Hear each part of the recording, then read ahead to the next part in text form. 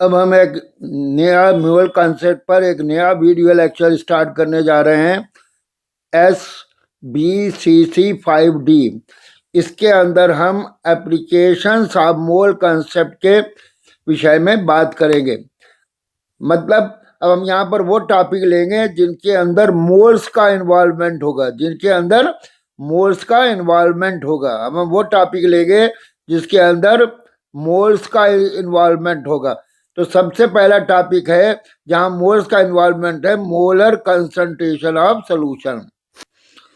इससे पहले कि हम सोल्यूशन की मोलर कंसंट्रेशन के बारे में बात करें, सोल्यूशन की मोलर कंसंट्रेशन के बारे विषय में बात करें, हमें समझना होगा व्हाट इज सोल्यूशन। हमें यह समझना होगा कि सोल्यूशन क्या है। सोल्यूशन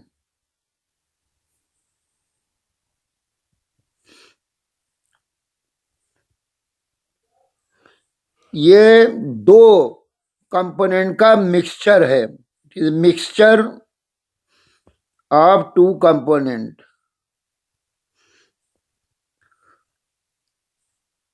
यानी दो कंपोनेंट का मिक्सचर है। एक कंपोनेंट कहलाता है सॉल्यूट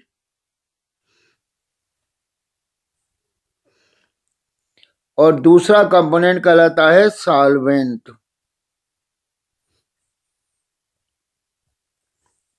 इसमें पॉइंट सॉल्यूट में पॉइंट नंबर 1, सॉल्यूट वो है जो कि ज्यादातर लेस इन क्वांटिटी होता है, कम क्वांटिटी में होता है, लेस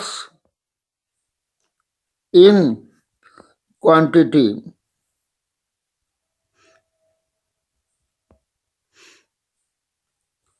और सॉल्वेंट वो होता है जो ज्यादातर मोर क्वांटिटी में होता है, more in quantity.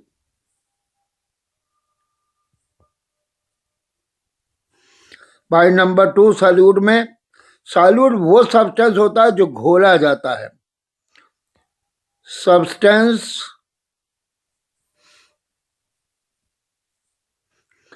To be dissolved. वो सब्सटेंस जो घोला जाता है, सब्सटेंस टू बी डिजॉल्व्ड। और सॉल्वेंट वो सब्सटेंस होता है जो किसी सब्सटेंस को अपने में घोलता है, ये ज्यादातर लिक्विड होता है। Substance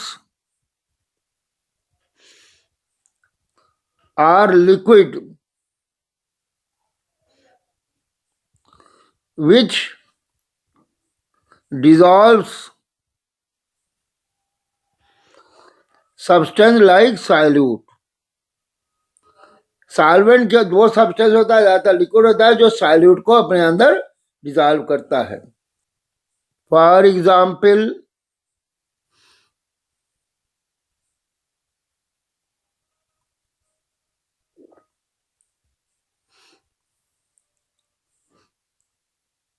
ten in 10% small W upon capital W. यानी सॉल्यूट भी ग्राम्स में होगा और सोल्यूशन भी ग्राम्स में होगा, या इसको आर बाई वेट भी कह देते हैं, आर बाई वेट।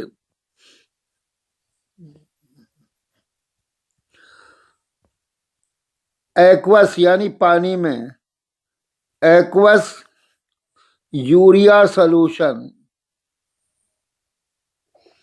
यानी 10% small W upon capital W, यानी by weight aqueous urea solution में। अब बाई वेट का मतलब यह हुआ कि यूरिया भी इन ग्राम्स में होगा और सोल्यूशन का जो वेट होगा वो भी ग्राम में होगा।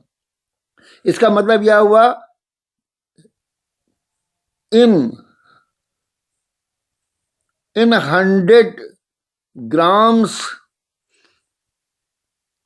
of solution, in 100 grams of solution, solution के 100 ग्राम्स में यूरिया कितना है, 10 ग्राम्स है।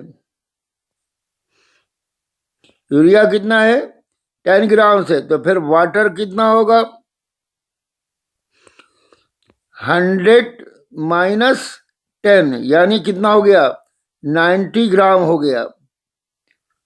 तो यूरिया यहां पर कम हो गया, वाटर यहां पर ज्यादा हो गया, तो यूरिया क्या आप यहां हो गया साल्यूट, और वाटर यहां पर क्या हो गया solvent.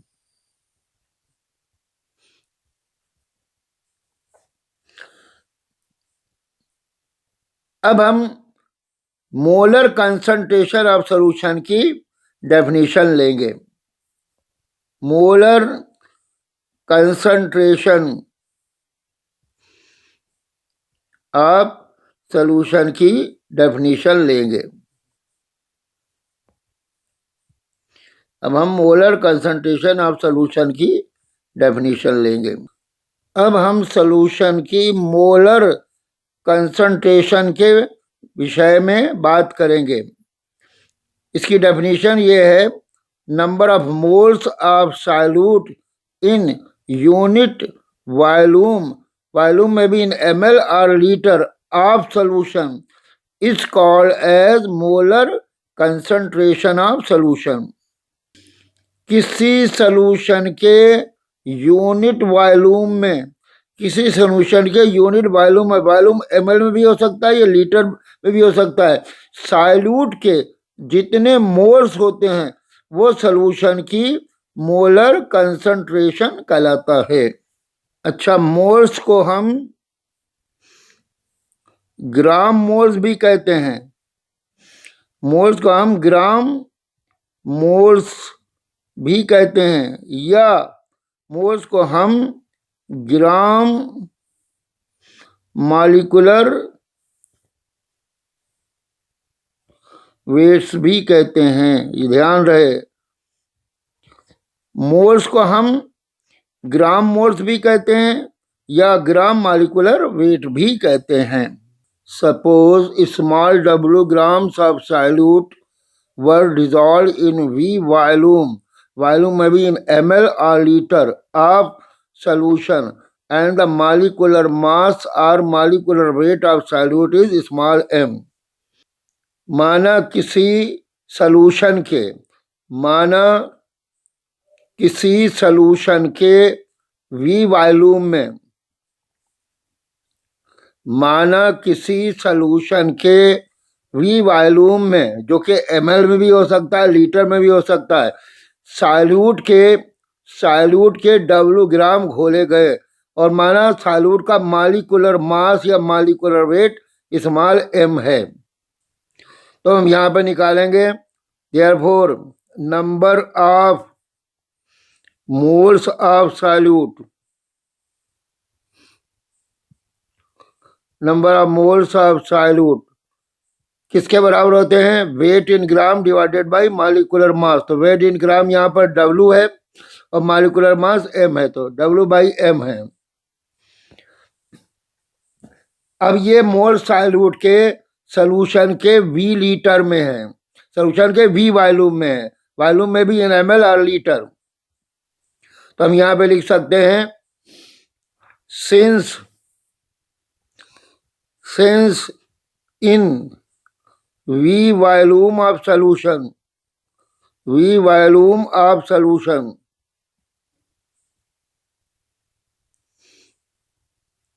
V volume of solution, number of moles of solute किसके बराबर हो गए, W/m के। तो फिर एक वॉल्यूम सॉल्यूशन में number of moles of solute किसके बराबर हो जाएंगे, W/m/V, और यही हो जाएगी मोलर कंसंट्रेशन ऑफ सॉल्यूशन। यही क्या हो जाएगा, मोलर कंसंट्रेशन ऑफ सॉल्यूशन। तो हम इसको इस तरीके से भी लिख सकते हैं, molar concentration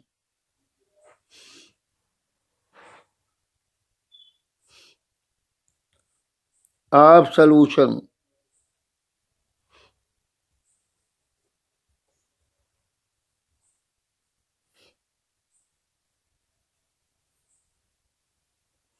number of moles of solute divided by volume of solution.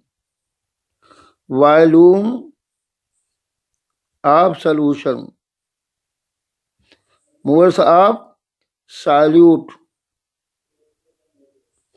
तो ये बराबर हो गया W/m/V।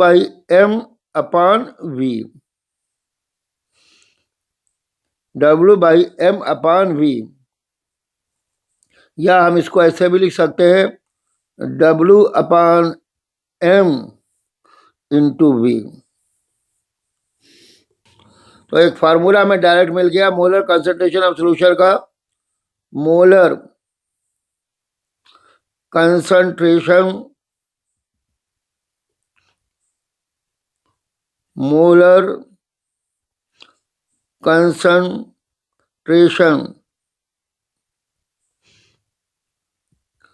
Of solution, molar concentration of solution किसके बराबर हो गया W/m/V।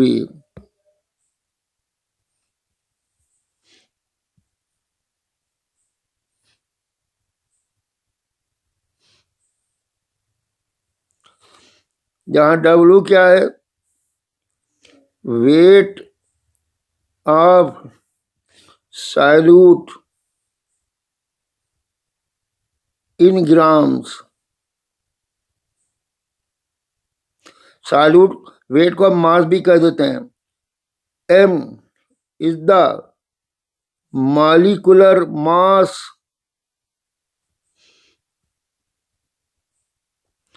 और मॉलिक्यूलर वेट ऑफ सॉल्यूट।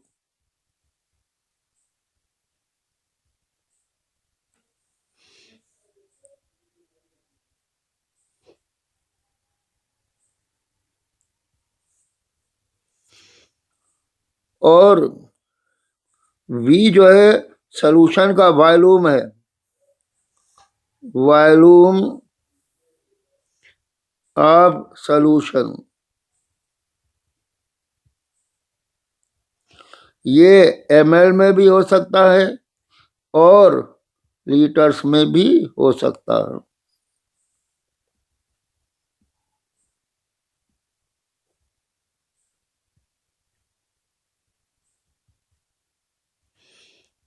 तो इस तरीके से हमें मोलर कंसंट्रेशन ऑफ सॉल्यूशन का डायरेक्ट फार्मूला मिल गया। इस तरीके से हमें मोलर कंसंट्रेशन ऑफ सॉल्यूशन का ये डायरेक्ट फार्मूला मिल गया। अब इस फार्मूले पर बेस्ड हम मोलर कंसंट्रेशन ऑफ सॉल्यूशन पर कुछ न्यूमेरिकल्स प्रॉब्लम करेंगे। अब ये कुछ मोलर कंसंट्रेशन ऑफ सॉल्यूशन पर न्यूमेरिकल प्रॉब्लम्स हैं। इसमें ये क्वेश्चन नंबर 1 है। क्वेश्चन नंबर 1 क्या है, 0.01 moles of caustic soda were dissolved in 500 ml aqueous solution. What is the molar concentration of aqueous soda solution in moles per liter? तो question number 1 में ये पूछा गया है कि कास्टिक सोडा के 100 ml एक्वा सॉल्यूशन में 0.01 मोल कास्टिक सोडा यानी सॉल्यूट के घुले हुए हैं। तो फिर इस सॉल्यूशन की मोलर कंसंट्रेशन ग्राम पर यानी मोल्स पर लीटर में क्या होगी।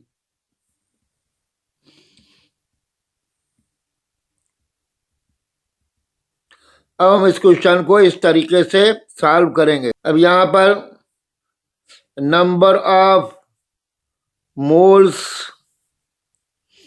ऑफ सॉल्यूट, अब सॉल्यूट यहां पर क्या है, कास्टिक सोडा है।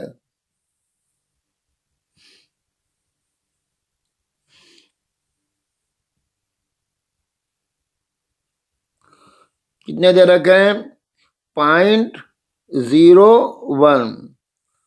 अब यहां पर वॉल्यूम कितना है? वॉल्यूम ऑफ सॉल्यूशन कितना दे रखा है? 500 ml। तो मोलर कंसंट्रेशन ऑफ सॉल्यूशन क्या होती है? Molar concentration of caustic soda solution is equal to moles upon volume. Moles upon volume. Mole कितने दे रखे हैं? 0.01 और वॉल्यूम कितना दे रखा है? 500 ml। अब चूंकि हमें आंसर लीटर में पूछा है तो 500 को लीटर में देने के लिए हमको इसको 1000 से डिवाइड कर देंगे। तब यहाँ आ जाएगा 0.01 इंटू 1000 ऊपर चला गया अपॉन 500 ml। तब ये कैंसिल होके आ गया 2। तो यहाँ पर आंसर आ गया 0.02 मोल्स पर लीटर और यही आंसर हो गया।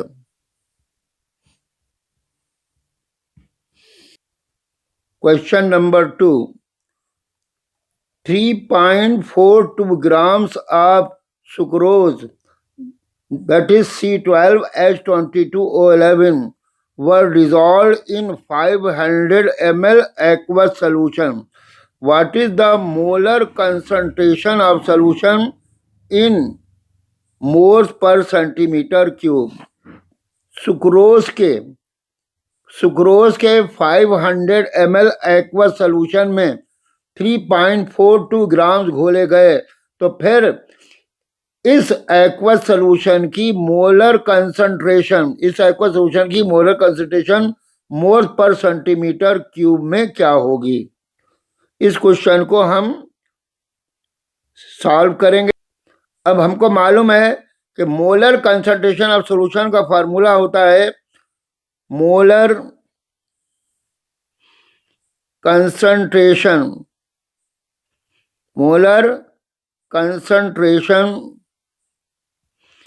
Of solution.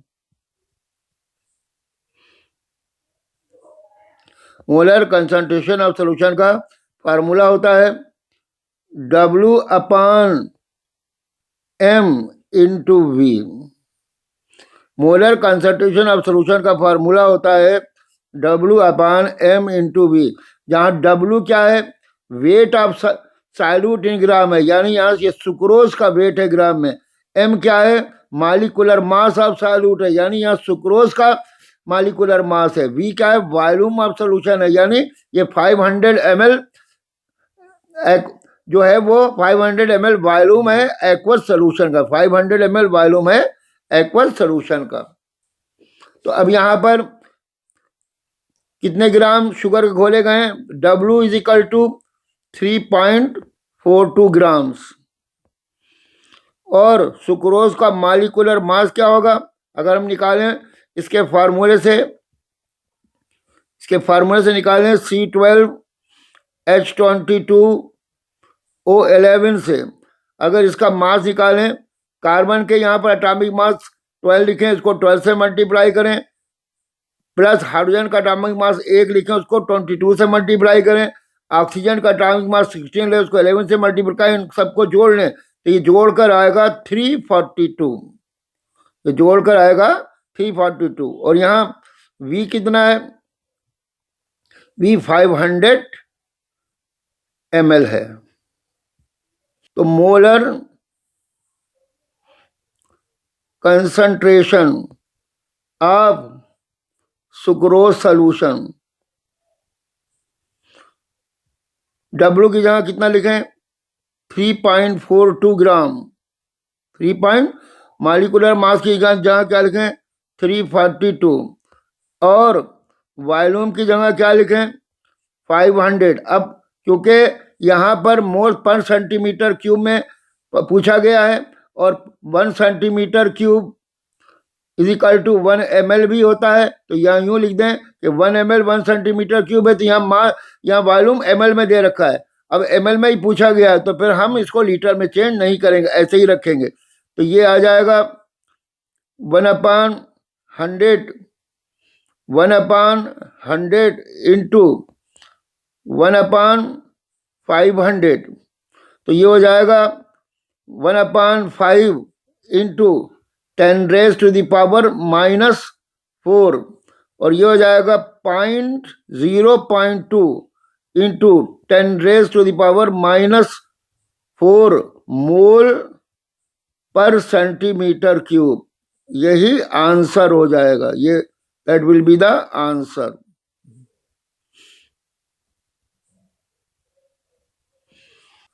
Question number 3, 18 grams of glucose, that is C6H12O6, were dissolved in 100 ml aqueous solution. What is the molar concentration of aqueous solution of glucose in moles per liter? अब question number 3 में aqueous glucose solution के 100 ml में 100 ml aqueous glucose solution में glucose के 18 ग्राम घोले गए, तो फिर इस ग्लूकोज के एक्वस सोल्यूशन की molar concentration moles per litre में क्या होगी। अब हम क्वेश्चन को सॉल्व करेंगे। तो सबसे पहले यहाँ पर ग्लूकोज सॉल्यूट है, ग्लूकोज क्या है, सॉल्यूट है। तो ग्लूकोज का वेट कितना देखा है, 18 ग्राम, तो वेट ऑफ सॉल्यूट यहाँ W दे रखा है 18 ग्राम्स। अच्छा, वॉल्यूम ऑफ सोल्यूशन दे रखा है 100 ml, तो यहाँ V दे रखा है 100 ml।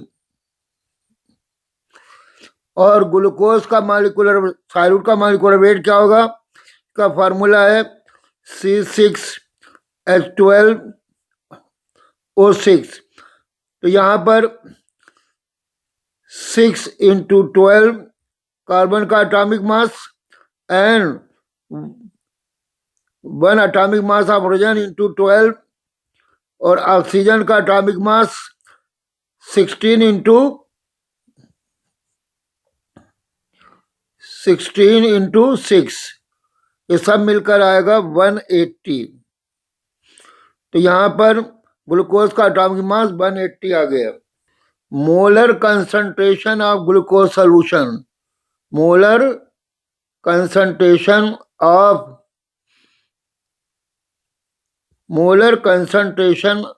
Of aqueous glucose solution, W/m into V। अब क्योंकि V यहाँ पर ml में दे रखा है, इसलिए ऊपर हम 1000 W को 1000 से मल्टीप्लाई कर देंगे, क्योंकि यहाँ V ml में दे रखा है, यहाँ V जो है वो ml में दे रखा है। अब वैल्यू पुट कर देंगे, W की जगह लिखेंगे 18 इंटू 1000, और मॉलिक्यूलर वेट ग्लूकोज कितना है 180 इंटू V का वॉल्यूम कितना है, सोल्यूशन का वॉल्यूम कितना है 100 ml। तो अब ये 3, 2 ये कट गए, 1 ये कट गए, तो यहाँ पर रह गया 3 ऊपर रह गया, नीचे सब कट गए, तो यहाँ हो गया 1 मोल पर लीटर। तो एक्वस ग्लूकोज सोल्यूशन की मोलर कंसंट्रेशन मोल पर लीटर में क्या होगी, 1 मोल पर लीटर। यही आंसर हो गया।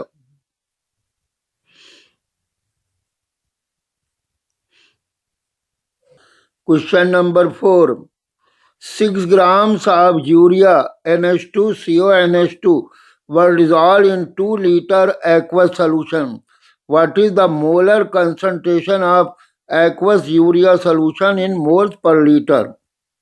यूरिया के 2 लीटर एक्वस सोल्यूशन में यूरिया के 2 लीटर एक्वस सोल्यूशन में यूरिया के 6 ग्राम घोले गए, तो फिर यूरिया के 6 ग्राम घोले गए, तो फिर यूरिया की एक्वस सोल्यूशन में यूरिया की मोलर कंसंट्रेशन क्या होगी, मोल्स पर लीटर में। अब हम इस क्वेश्चन को सॉल्व करेंगे। यहाँ यूरिया सॉल्यूट है और इसका वेट दे रखा है 6 ग्राम, तो यहाँ W वेट ऑफ सॉल्यूट कितना हो गया, 6 ग्राम। और यूरिया का मॉलिक्यूलर वेट इसके फार्मूला NH2CO NH2 से निकालेंगे तो ये आएगा 60। वॉल्यूम यहाँ पर दे रखा है 2 लीटर, पहले से ही 2 लीटर दे रखा है, ml में नहीं दे रखा है। तो फिर यहाँ पर होगी मोलर कंसंट्रेशन, मोलर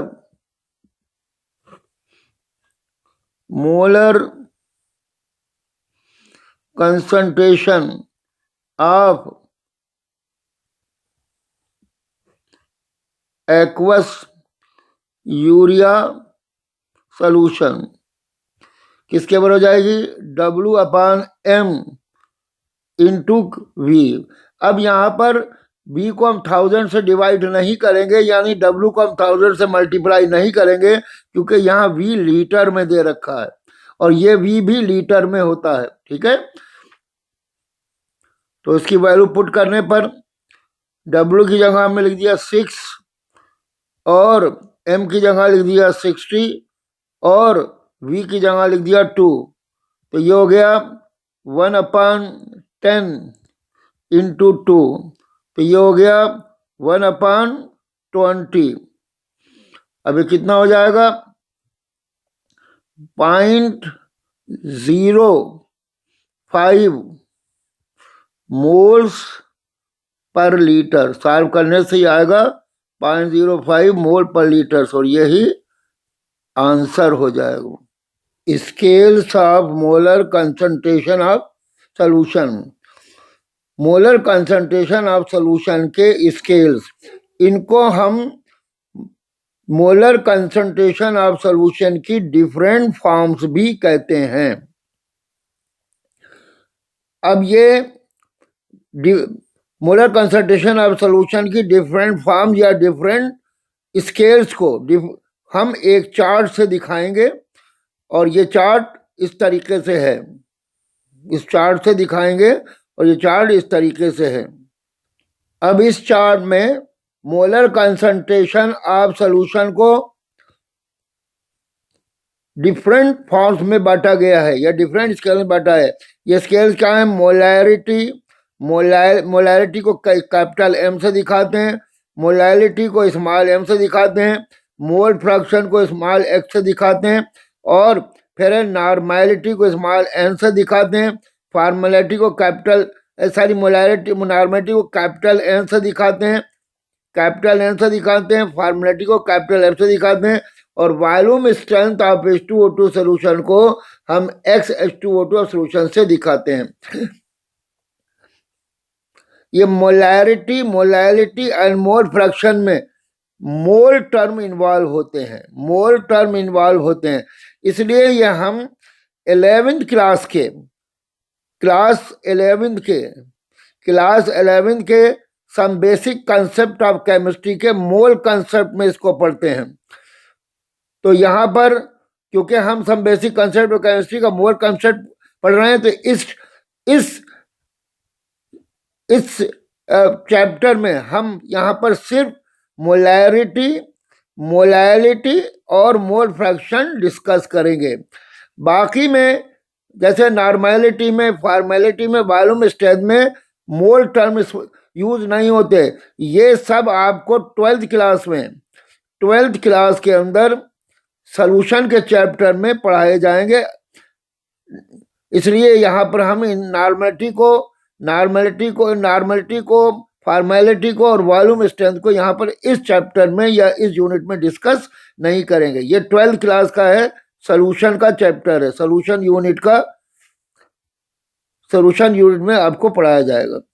तो हम यहाँ पर सिर्फ अपने आप को फोकस रखेंगे मोलैरिटी पर, मोलैरिटी डिटेल में पढ़ेंगे, मोलैलिटी डिटेल में पढ़ेंगे, मोलैरिटी डिटेल में पढ़ेंगे, मोलैरिटी डिटेल में पढ़ेंगे और मोल फ्रैक्शन डिटेल में पढ़ेंगे। इनके ऊपर हम न्यूमेरिकल्स करेंगे और भी बहुत सी रिलेटेड यहाँ पर हम इनसे चीज़ें जो टॉपिक्स इनसे रिलेटेड टॉपिक इनसे डिस्कस करेंगे।